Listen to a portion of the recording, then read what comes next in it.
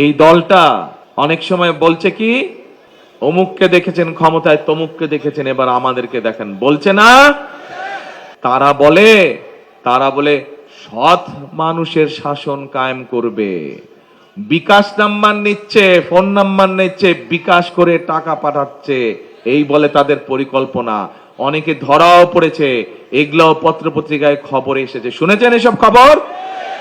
তাহলে নির্বাচনের আগে যারা মানুষকে এইভাবে অর্থ প্রদান করে, আগেই যারা অসৎ কাজ করে, তারা কেমন করে সৎ মানুষের শাসন কায়েম করবে? করতে পারে তারা? করতে পারে না তারা। যারা নির্বাচনের আগেই অসৎ কাজ করে, কোনোভাবেই তাদের পক্ষে সৎ কাজ করা সম্ভব নয়। তারা যদি ক্ষমতা যায়, পারবে? পারবে না। আমরা পত্রিকার মাধ্যমে জানতে পারছি, আমরা সোশ্যাল মিডিয়ার মাধ্যমে, সামাজিক যোগাযোগ মাধ্যমে জানতে পারছি যে একটা রাজনৈতিক দল সবগুলো ব্যালট, যেগুলো পোস্টাল ব্যালট পাচ্ছে, সেগুলো দখলের চেষ্টা করছে। খবর পেয়েছেন আপনারা? সজাগ থাকতে হবে। এই যেভাবে আগে ভোট চুরি হয়েছে, ডাকাতি হয়েছে, এখন এরা ভোট ইঞ্জিনিয়ারিং করছে। আপনার ভোট, আপনার পরিচিত মানুষের ভোট কিন্তু দখলের চেষ্টা করছে। সজাগ কাদের থাকতে হবে? জনগণকে সজাগ থাকতে হবে। আসেন এবার প্রিয় ভাই বোনেরা, শুধু সজাগ না, সতর্ক থাকতে হবে সজাগের সাথে। একই সাথে একটা রাজনৈতিক দল, এই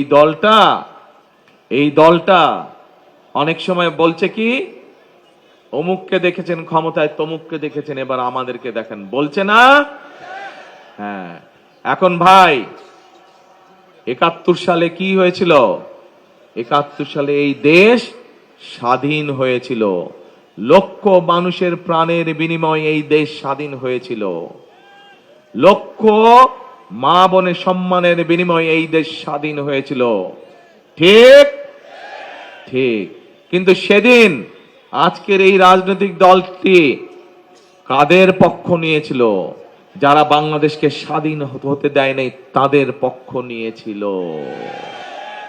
এবং তাদের পক্ষ নেওয়ার ফলে লক্ষ লক্ষ মা বোন, তাদের সম্মান হানি হয়েছে।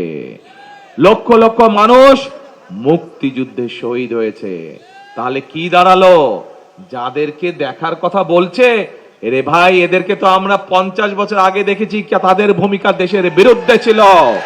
কাজে নতুন করে আর দেখবার কিছু নাই তাদেরকে।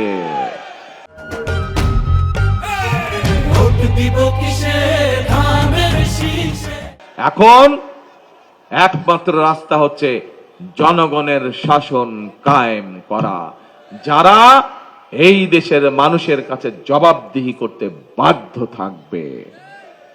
প্রিয় ভাই বোনেরা, আবার ইলেকশন ইঞ্জিনিয়ারিং যে করছে, ষড়যন্ত্র করছে, তার আরেকটি খবর দেই আপনাদেরকে। আপনারা জানেন খবর, এর মধ্যেই পেয়ে গেছেন। এদের লোকজন গিয়ে বাড়ি বাড়ি গিয়ে এনআইডি নাম্বার নিচ্ছে, জোগাড় করছে। খবর পেয়েছেন? তারপরে গিয়ে মোবাইল নাম্বার নিচ্ছে, বিশেষ করে মা বোনদের, নিরীহ মা বোনদের মোবাইল নাম্বার নিচ্ছে। খবর পেয়েছেন?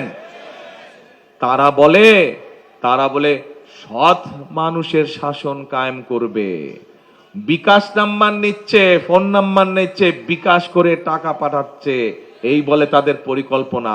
অনেকে ধরাও পড়েছে, এগুলো পত্রপত্রিকায় খবরে এসেছে, শুনেছেন এসব খবর? তাহলে নির্বাচনের আগে যারা মানুষকে এইভাবে অর্থ প্রদান করে, আগেই যারা অসৎ কাজ করে, তারা কেমন করে সৎ মানুষের শাসন কায়েম করবে? করতে পারে তারা?